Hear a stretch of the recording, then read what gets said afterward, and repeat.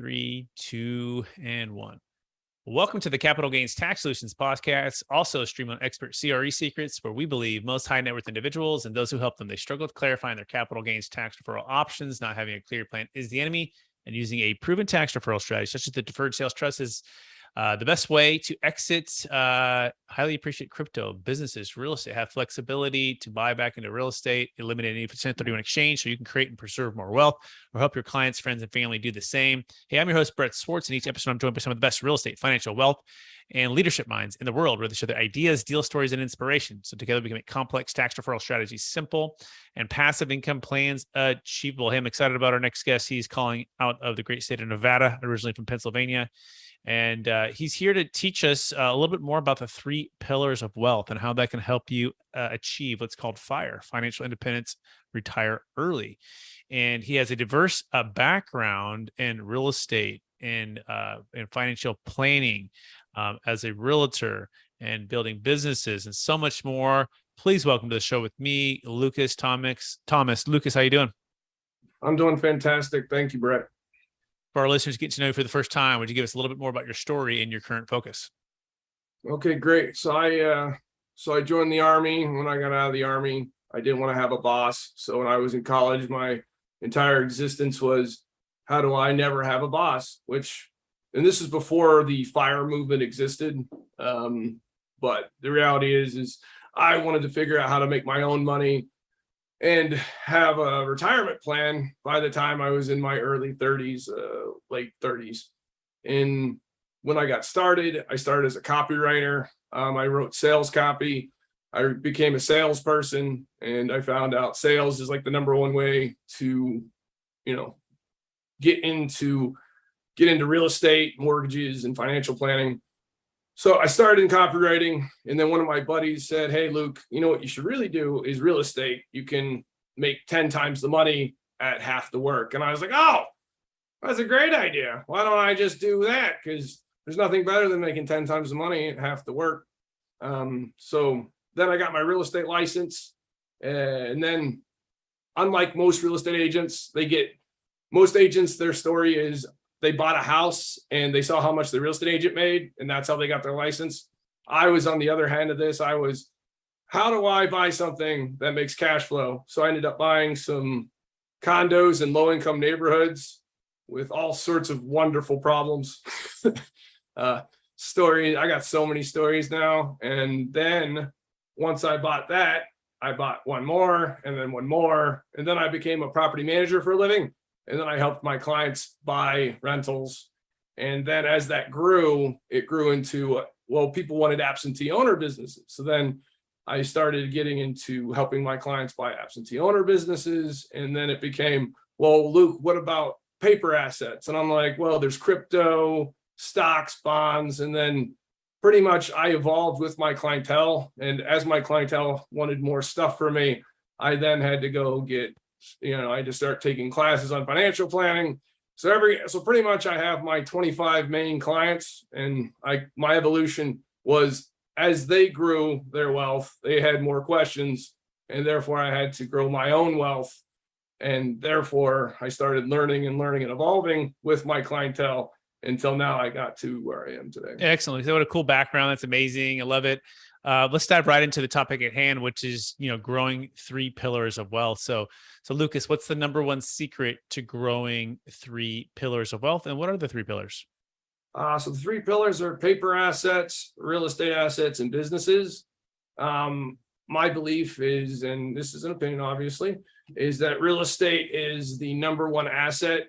It's the base for pretty much building into all the other assets. Because real estate allows you, because it's an age-old business, it's easy to understand, it's got great tax benefits. You don't really have, you don't need a rocket science degree to figure out, buy a house, rent it, buy a house for cheap, sell it for more money than you bought it for. It's all really simple, it's all simple stuff, but it's just hard sometimes in the execution, and that's where people get bogged down. So those are the three pillars.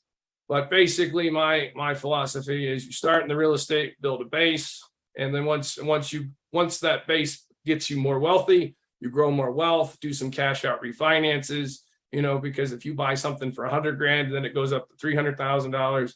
You pull out $250,000, you go buy 10 more of that thing.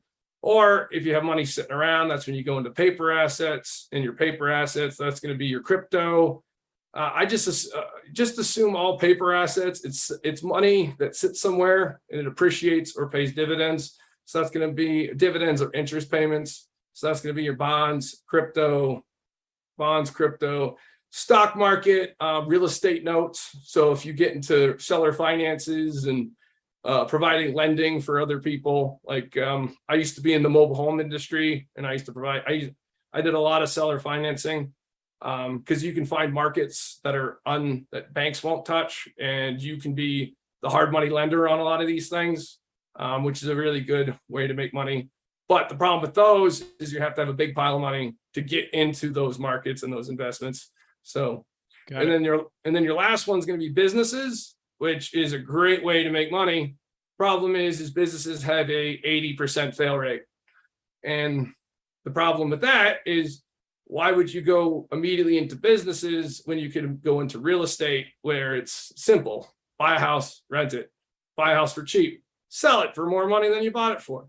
You're not reinventing any wheels. But with businesses, it's like, well, I'm going to come up with a new app. I'm going to do this thing. I'm going to create this new amazing thing. And it's like, well, what happens if that doesn't work out? Mm-hmm. And because of that high risk, it's one of the top tier pillars, but you need that base to get into those tiers. So that's why in my worldview, paper assets is where you store your money when you're not using it. Your real estate's going to be your main driving force. And then once you get to a certain level of income and wealth, then you're allowed to get into business. Got it. Wow, that's a ton of wisdom in a short period of time. So there's 3 pillars: there's real estate, there's paper assets, and there's businesses. And real estate would be the base, maybe the safest, most tried and true, and also has those tax benefits. So that's a good place to start. And then paper assets would be a good place to store it in between, maybe buying real estate deals or when you're just trying to save and build wealth to get to a point where you can buy a business, start a business. Is that a fair summary so far? Yeah, exactly. And the reason I tier it like that is because some people, they want to jump a tier, and I'm like, unless you got like the next Google or the next Facebook or the next $1 billion idea, by all means pursue it. But for the vast majority of us, we got to start at the lower tiers. And that's one of my number one financial planning things I always train people on. I know what you want to do, but it's like, I equate it to taking, it's like, how do you eat an elephant? One bite at a time, as my old man used to say. You take one bite at a time, but if you take too big of a bite, you'll choke and die. Got it. That's a good analogy. So how do you base those tiers? Is it a certain amount of recurring income per month or passive income per month? 50% of your expenses on the first thing, or 25%, 10%? Like, at what point are you buying more homes or buying more deals, or, walk us through into how you graduate between each tier? It depends on where you come from. So obviously, if you're in a higher income bracket, you can jump tiers. If you're in the lowest income bracket, you gotta start at the very bottom. And the bottom is you have to house hack. So that means you gotta buy it. You have to get a down payment, use an FHA loan or a conventional loan, and you got to buy a fourplex because it's considered a residential investment. And then you got to live in it. And a lot of these multifamily places aren't in the greatest neighborhoods. And people are always like, well, I don't want to live in that neighborhood. It's just like, well, hey man, this is how wealth works. And I wish you're in a larger income bracket. But this is what I think about. I think about, it's like, we growing up, dad had a lot of wealth. Mom didn't have any wealth. Dad didn't share as much wealth as he should have been when the parents got divorced. And so we'd go to Ross, right? Ross was like our place, man. Oh yeah. We would rock Ross, and we would, search for deals. And if we wanted to find something that was, it could be quality, but we had to hack it, right? We had to hack, we had to search, you had to grind through the Ross racks, right? And like, oh, okay, wait, there's something off about that. Like, it doesn't have, all the buttons, but grandma could probably fix that button and put one on there, right? So the point is humility, right? Being willing to do what others aren't willing to do in order to get that base and that foundation, right? We forget sometimes Yeah, that's how America started. I mean, we basically hacked away from, from Great Britain, right? And we had to figure out ways to be gritty and to be resilient. And this wealth wasn't given to us. People had to start something in an industry and take risks. So what are your thoughts on that, Lucas? Oh yeah, I personally still shop at Goodwill. It's actually really funny. Goodwills, you can tell the culture of a city or a neighborhood or a town based off the Goodwills. So if you go to the higher end Goodwills, you can actually get like some super cool stuff. You can get like a desktop. You can get like one of my favorites is I go to some of the, like back when I lived in Phoenix, I used to go to the Scottsdale Goodwills, and you get like this $1,000 desk for like $80, and you're like, that's a $1,000 desk for $80, and it's wood, so you don't even run into any trouble. So you're like, yeah. So I still shop at Goodwill. And that's like the one thing that you're talking about. It's once you learn the basics, no matter how much wealth you have, you should always maintain the basics, because otherwise you'll start using the income that should be going towards building more income, and you'll start using it for lifestyle choices. And then you're like, oh wow, now I have to go back to the old lifestyle because I overshot on my new lifestyle. So you got to be careful with trying to follow the Joneses. So yeah, no, 100%. And we still shop at Ross, right? I mean, you know what I mean? But at the time, you're young, that was the only choice. And then, but we still do the same thing. I haven't done the Goodwill hack for a while. That's a good point. I almost forgot it was around, so I got to go back to the nicer Goodwills and see what the opportunities are. Well, very cool. So you're going to grow these 3 pillars of wealth, and you're going to start growing, and getting those foundations going. So, what are the biggest common, pitfalls that, people get hurt and really have to jump back or, go backwards, like and also in the context of what we're seeing right now with cryptocurrency, it crashed, drastically in the last 4 or 5 months. And then you have real estate that's starting to shift, right? And the stock market's also kind of, taking a dip here. So kind of give us the context of some things to for the pitfalls to be careful when it's more of a preservation type of mode. Yeah. So back when I was in college, I read this book, and it's funny because the investment world and the financial planner world, they've lost a lot of the basic glossary terms that I still miss, because I love them. Like one of them, speculation versus investment. They're completely separate and different things. But the problem is they've become almost interchangeable. And that's what it really annoys me, because they're like, oh, well, crypto's an investment. No, crypto's a speculation. And once you have those definitions defined, it's better for everybody, because then it's like, because speculation just by its sheer sounding doesn't sound very solid. Investment it's a strong, solid word. Speculation doesn't, like, it's not a, just based off the semantics of it. So, so a lot of the words that I miss now, which is very cognizant to what you're saying, is number one is going to be divesting, which is the reverse of investing. Right now, people are divesting out of their portfolios. They're seeing what their losses are. They're checking out, because every year you should always calculate what your capital, what your taxes are going to be, because you're pretty much going to know what your taxes are going to be at the beginning of every year. Because once you understand what your income is on average every year, you should be able to just take it to your tax bracket and say, okay, this is how much my taxes I'm going to pay this year. So if you're going to divest, you need to calculate, okay, if my taxes are X, I'm going to make this many losses to then I can maximize the tax deductions if you itemize at the end of the year. And that's pretty much what a lot of people are doing right now, is you have to divest. And what I'm doing, actually, because the markets are shifting, divesting is very important. And then the other one is retrenchment or retrenching. That is when you realize you've made poor decisions and you have to divest. And therefore, you're going to start getting into a holding period, which is right now, a lot of my investors were all in holding periods where we don't know where the markets are going. We don't know what crypto is going to do. We don't know what stocks are going to do. We don't know what real estate's going to do. Everything is shifting. Some markets are still going up because they're still quote unquote affordable.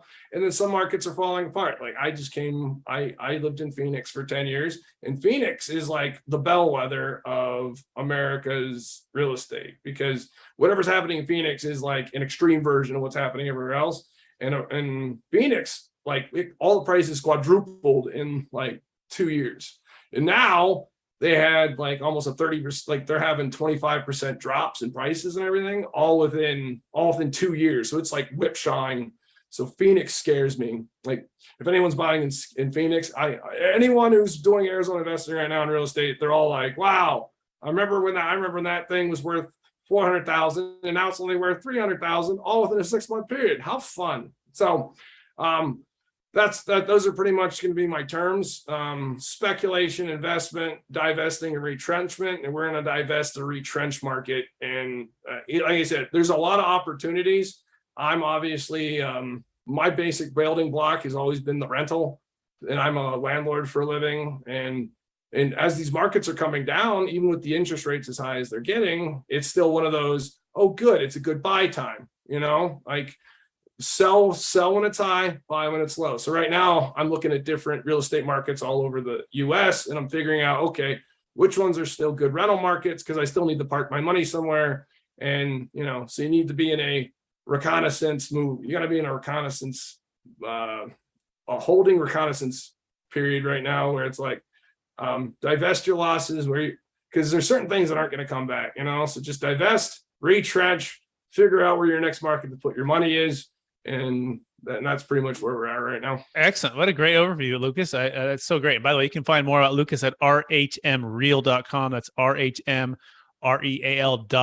We're talking about growing 3 pillars of wealth and having strategies for have a strategy, have a plan, have a team to help you execute these changing times. I love the way you put divesting, retrenching, take your losses when you should, and the difference between speculation and investment. You also talked about timing though, right? And trading properties and maybe selling high, buying low, which kind of leads into the part of the show where we talk about capital gains tax solutions, right? And sometimes these 1031 exchanges can be your best friend. They can be amazing, but other times they can be frustrating. So I'm curious, what do you find the biggest frustration is when it comes to the 1031 exchange, Lucas, and trading properties in a marketplace where you're selling high, but then you're not necessarily being able to buy low because it's just it's hard to find deals? I've always had issues with the 1031 because it's such a strict, the guidelines are so strict on them. And even if you pick them, if you pick like the perfect 3 properties, let's just say something like, deals, real estate deals explode every day. Like you can literally pick the perfect 3 and then have all 3 of those blow up. And then you're like, oh, well, what do I do now? I actually had a guy, that's what happened to him. He ended up going into heart surgery and he missed his 1031 exchange timelines and he was just out of luck. He had to pay all the taxes because all the properties he wanted to buy had been bought, sold, purchased, or closed out, or they didn't want to sell anymore. And he ended up he had to close out and pay the taxes.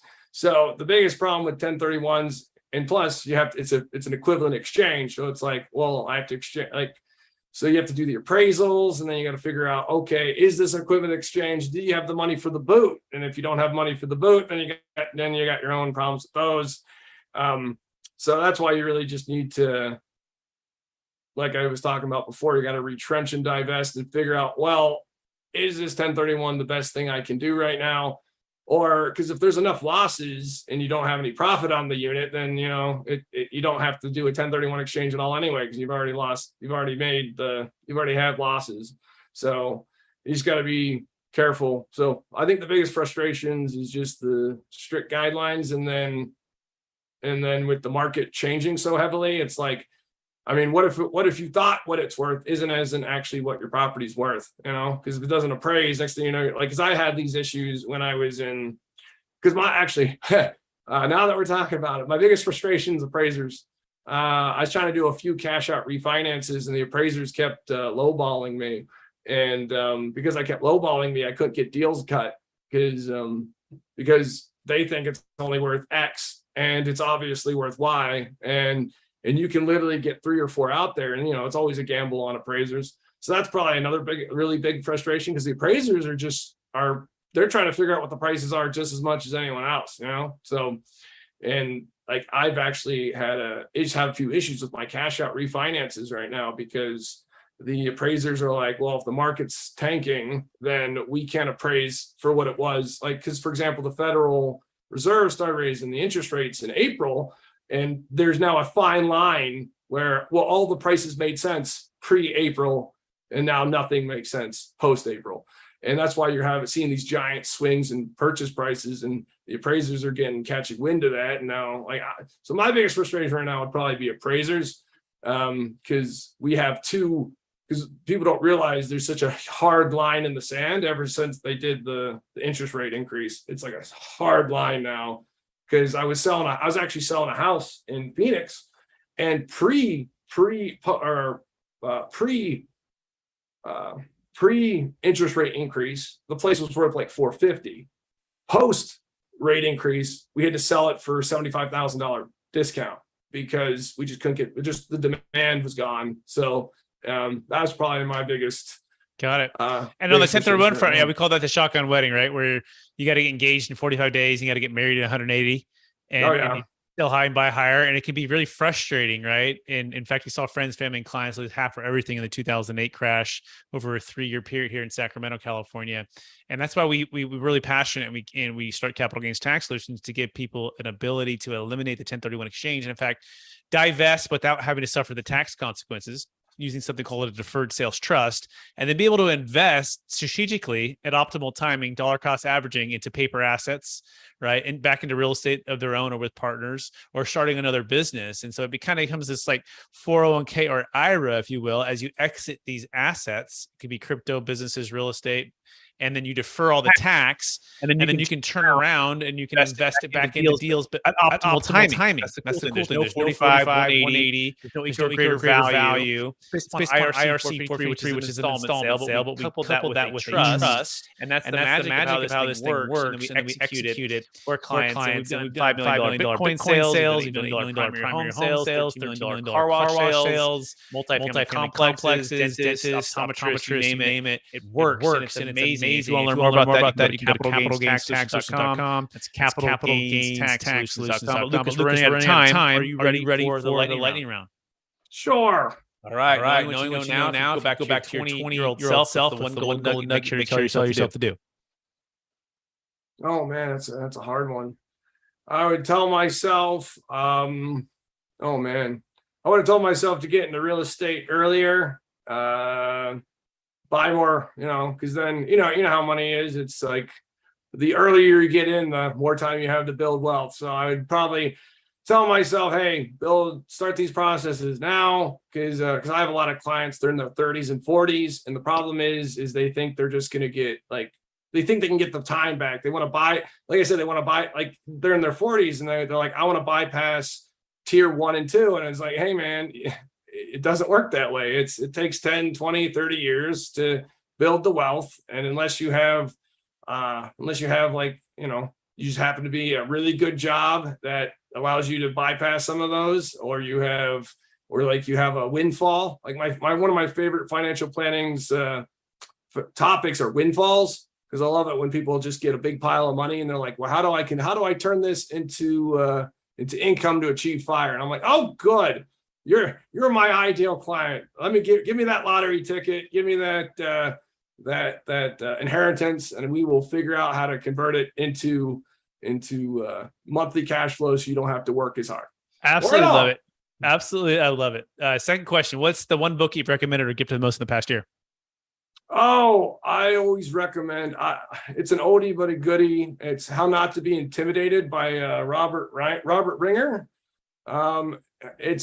So that guy was if you don't know who Robert Ringer is, he was a commercial real estate agent in the 20s, 30s, 40s, and 50s, back when it was like the Wild West. And it's probably one of the greatest books. I read it when I was in college, or actually it was before I became a real estate agent. And it pretty much gives you all these concepts of how to be successful in real estate or in life. Like one of them is the positive attitude based on negative results. Probably one of my favorite things about sales is everyone's like, oh man, why don't you get emotional? You had like 3 deals blow up today. And I'm like, oh no, that happens. Like, I just hope they blow up gloriously, it's just like fireworks.